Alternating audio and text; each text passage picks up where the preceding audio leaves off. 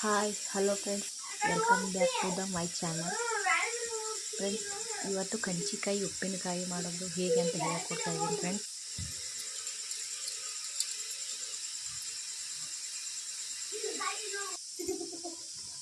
ಚಿಕ್ಕದಾಗಿ ಹೋಳ್ಕೊಳ್ಳೋದು ಫ್ರೆಂಡ್ಸ್. ಹೋಳ್ಕೊಂಡು ಅದನ್ನು ಸ್ವಲ್ಪ ಒಂದು 10 ಮಿನಿಟ್ಸ್ ಕುದಿಸ್ಬೇಕು ಫ್ರೆಂಡ್ಸ್. ಕುದಿಸಿದ ನಂತರ ನೀರು ಹೀರ್ಕೊಂಡಿರುತ್ತೆ ಫ್ರೆಂಡ್, ಬಿಟ್ಟಿರುತ್ತೆ ಫ್ರೆಂಡ್ಸ್. ಆವಾಗ ಸ್ವಲ್ಪ ಬೆಲ್ಲ ಹಾಕಬೇಕು ಫ್ರೆಂಡ್ಸ್. ಅದಕ್ಕೆ ನೋಡಿ ಫ್ರೆಂಡ್ಸ್, ಇವಾಗ ಸಾಸಿವೆ ಮತ್ತು ಮೆಂತ್ಯ ಬೀಜವನ್ನು ಹುರ್ಕೊತಾ ಇದ್ದೀನಿ ಫ್ರೆಂಡ್ಸ್. ಚಿಟಪಟ ಅಂತ ಸೌಂಡ್ ಬರೋವರೆಗೂ ಹುರ್ಕೋಬೇಕು ಫ್ರೆಂಡ್ಸ್.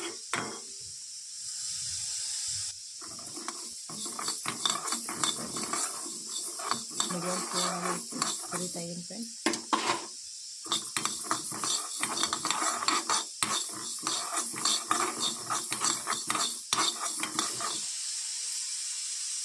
ಇವಾಗ ಚಿಟ್ಪಟ್ಟ ಅಂತ ಸೌಂಡ್ ಬರ್ತಾ ಇದೆ ಫ್ರೆಂಡ್ಸ್.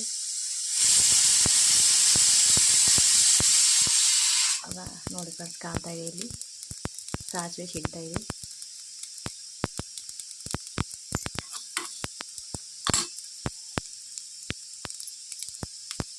ನೋಡಿ ಫ್ರೆಂಡ್ಸ್, ಕೆಂಪಗಾಗಿ ಹಾಗೂ ಸಾಸಿವೆ ಸಿಗ್ತಾ ಇದೆ. ಅದು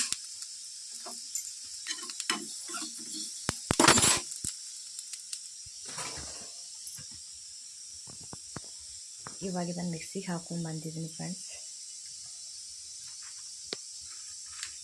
ಬೆಲ್ಲ ಸ್ವಲ್ಪ ಕಡಿಮೆ ಅನಿಸ್ತಾ ಇತ್ತು ಫ್ರೆಂಡ್ಸ್, ಇನ್ನೂ ಸ್ವಲ್ಪ ಹಾಕ್ಕೊಳ್ತಾ ಇದ್ದೀನಿ.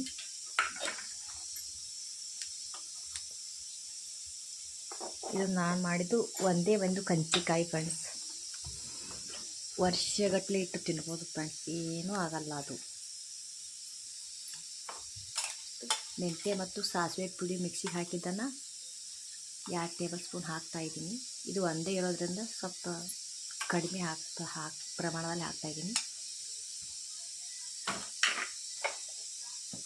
ಮಿಕ್ಸ್ ಮಾಡಿಕೊಂಡು ಒಂದು 5 ನಿಮಿಷ ಕುದಿಯಲು ಬಿಡೋಣ ಫ್ರೆಂಡ್ಸ್. ಅದನ್ನು ನೋಡಿ ಫ್ರೆಂಡ್ಸ್, ಮಿಕ್ಸ್ ಮಾಡಿದೆ.